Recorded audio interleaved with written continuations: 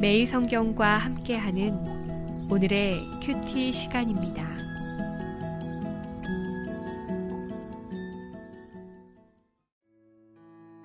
12월 24일 오늘의 말씀은 골로새서 1장 15절에서 23절입니다.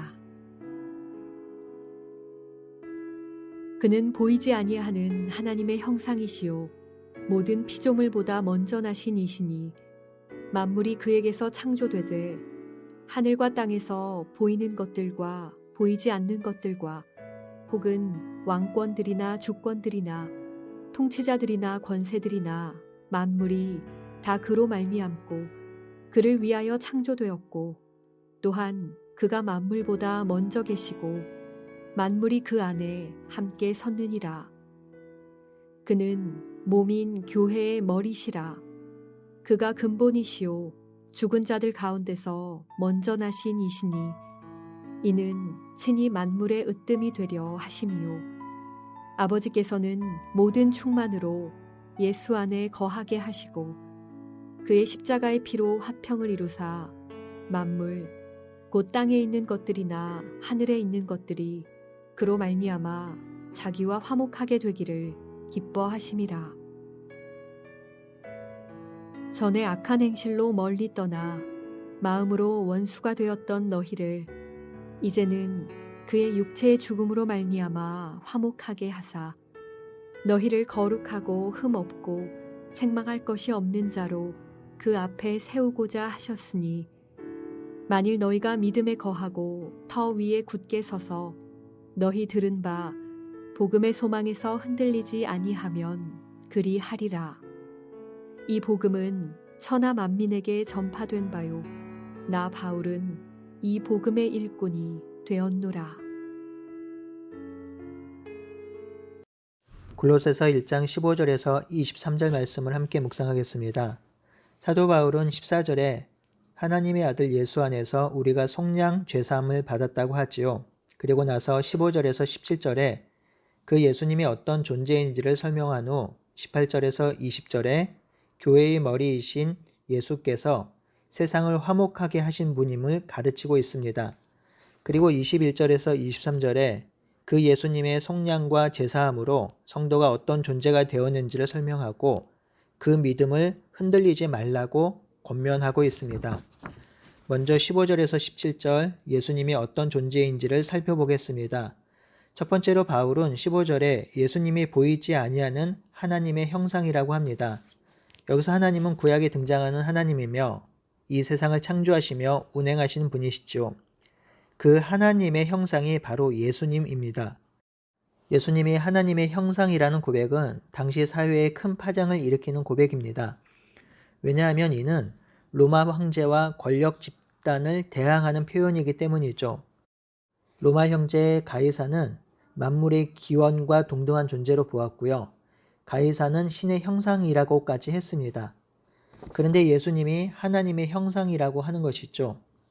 또 하나 유대인에게도 반항을 일으켰습니다. 십계명 제2계명에 새긴 우상을 만들지 말며 어떤 형상도 만들지 말라고 했습니다.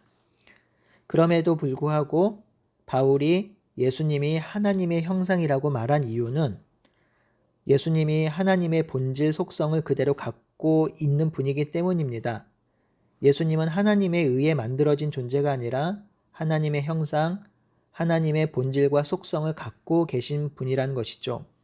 두 번째로 바울은 15절에 예수님은 모든 피조물보다 먼저 나신 분이라고 알려줍니다. 피조물이란 단어는 크티시스인데요. 이는 창조하다는 동사 크티조에서 파생된 단어입니다. 이는 피조물은 창조된 것이라는 의미를 분명히 하고 있습니다. 그리고 피조물 앞에 모든이 붙어 있죠. 그러니 모든 창조된 것보다 먼저 계신 분이 예수님이란 뜻이죠. 이는 두 가지 의미를 내포합니다. 하나는 예수님은 창조된 분이 아니란 사실이죠. 창조되지 않았다면 어떻게 존재했나요? 스스로 존재한 분입니다. 또 하나, 모든 피조물보다 먼저 나신 자라는 의미는 모든 피조물보다 전에 계셨다라는 것이죠. 이는 예수님의 선제성을 드러냅니다. 예수님은 창조가 이루어지기 전부터 존재한 분이라는 것이죠. 17절 상반절에 예수님이 만물보다 먼저 계셨다고 반복적으로 설명하고 있습니다. 세 번째 바울은 16절에 만물이 예수님에게서 창조되었다고 알려줍니다.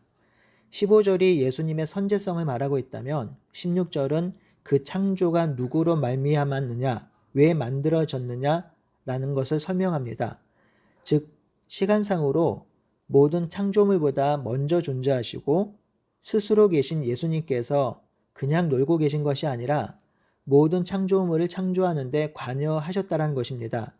그래서 16절 하반절에 만물이 다 그로 말미암고 그를 위해 창조되었다고 말하지요. 예수님은 창조주, 창조하신 분이며 만물의 주인입니다. 마지막으로 17절 하반절에 만물이 그 안에 함께 섰다고 알려줍니다.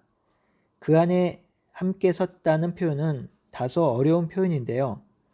이 표현은 함께 두다, 모으다라는 의미로 함께 지어지다, 존재하다, 구성하다라는 의미를 나타냅니다. 이는 예수님이 창조하실 때에 함께 창조하시고 만드시고 구성하고 존속했다라는 뜻이죠. 바울이 설명하는 예수님은 세상의 신과 본질적으로 다릅니다. 우리 예수님은 창조되기 이전에 계셨으며 그 창조와 함께 하신 분입니다. 그러니 만물의 창조는 예수님에 의한, 예수님을 위한 창조입니다. 로마의 왕권보다, 가이사보다, 세상의 명예보다, 권력보다, 힘보다 으뜸입니다. 그것을 주관하고 창조하신 분이 바로 예수 그리스도입니다. 18절에서 20절의 바울은 이 예수님이 교회의 머리이며 교회는 그의 몸이라고 하지요. 그러면서 예수님이 창조주로 이 땅에 하신 일을 다시 한번 설명합니다. 예수님이 죽은 자 가운데서 먼저 나신 자라고 하죠. 이렇게 되신 이유는 친히 만물의 으뜸이 되려고 하신 것입니다. 이는 예수님께서 죽음과 사망의 권세를 깨고 승리하셨고 그 승리를 통해서 예수님을 믿는 자들에게 구원을 허락하시기 위함이죠. 계속해서 바울은 하나님 아버지께서 모든 충만으로 예수 안에 거하게 하시고 그 십자가의 피로 화평을 이루셨다고 설명합니다. 이 화평은 화목, 화해, 평화를 의미하는데요. 이 화평은 세상에서 말하는 그런 화평이 아닙니다. 20절에 만물 곧 땅에 있는 것이나 하늘에 있는 것 모든 것들이 예수로 말미암아 화목하게 되었다고 하지요. 그러니 여기서 화평은 예수님이 자신의 십자가 죽으심으로 그리고 부활로 죄로 깨어진 세상을 다시 회복하는 것을 뜻합니다. 하나님과 피조물의 관계, 피조물과 피조물의 관계가 모두 깨어져서 이 땅에 화평, 평화가 사라졌는데 예수님께서 십자가에 죽으시고 부활하셔서 만물의 으뜸이 되심으로 온 땅에 화평, 평화를 이루신 것이죠. 그러니 구원은 죄에서 속량받는 것이며 하나님과의 관계의 회복이며 깨어진 하나님의 형상을 회복하는 것입니다. 이를 위해서 만물보다 먼저 계신 만물을 창조하신 예수님께서 이 땅에 오셔서 십자가에 죽으시고 부활하셔서 그 일을 이루신 것입니다. 이 복음을 예수님의 몸인 교회가 전하고 이루는 것이지요.